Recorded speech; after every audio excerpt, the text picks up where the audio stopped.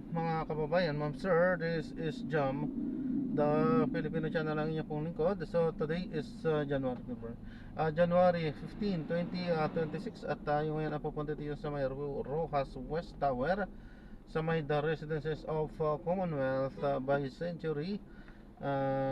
Dito yan sa may Capitol Homes Drive, Commonwealth, Batasan, Quezon City po yan. Manggahan, Quezon City. Old Balara, Quezon City. Okay, at dadalhin po natin sa may Quezon City Hall, Justice Hall sa may Diliman, Quezon City po yan. Okay.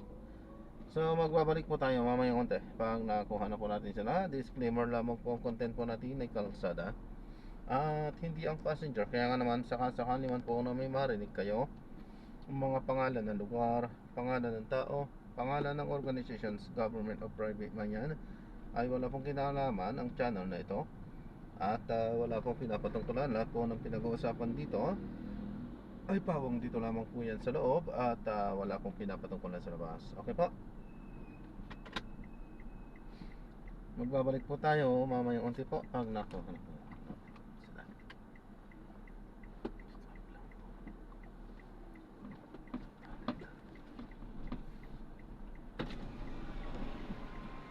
Morning po, pick up lang po, grab po. Rojas West Tower po. Grab po, pick up po. Rojas West Tower? Nakalagay dito, ano pa to?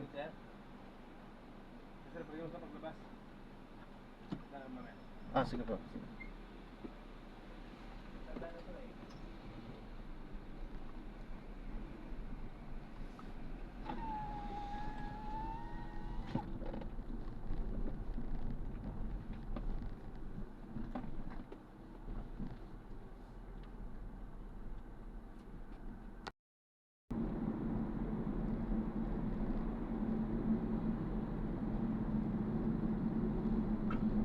Hindi na pupuno yung memory card ng cellphone mo pag ganyan.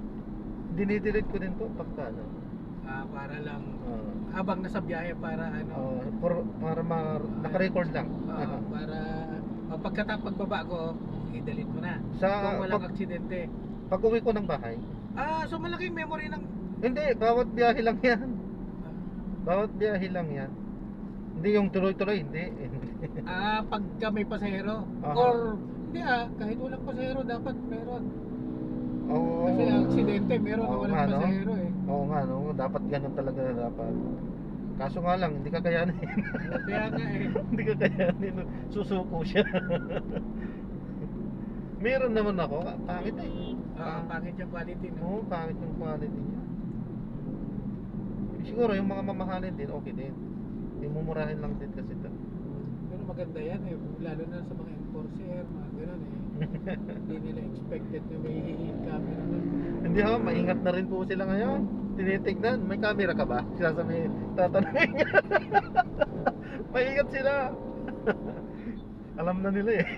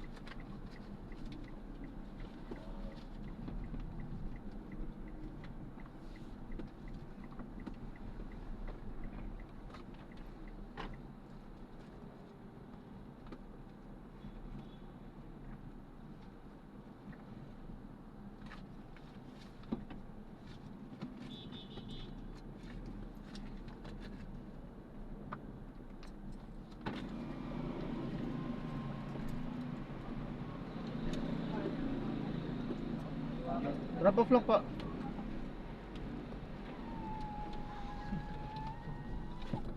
Po. First time ko pumasok dito.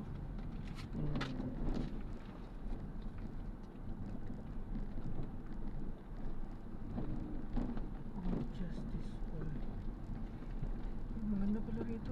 Maganda nag-office dito. Opisina na lang ito. Papalipat akong judge dito eh. Saan dito yung building? Hindi ko rin po kabisado dito. Pero, ang alam ko dyan, yun yung building na yun eh. Justice for... Dyan, may mga ano. May, sarado sir ah.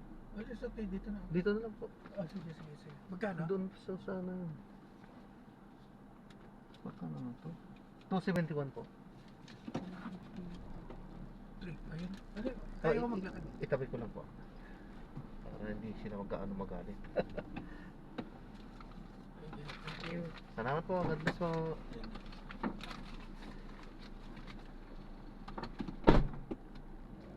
Ayan, so na-drop na natin sila. So maraming salamat po sa panonood. Hanggang sa muli po, ingat at God bless. Paalam po muna pansamantala. Tayo ay gagawa na ng ibang video sa ating susunod na mission. Paalam po. This is John pa rin, The Filipino Channel ang inyong lingkod. Paalam po.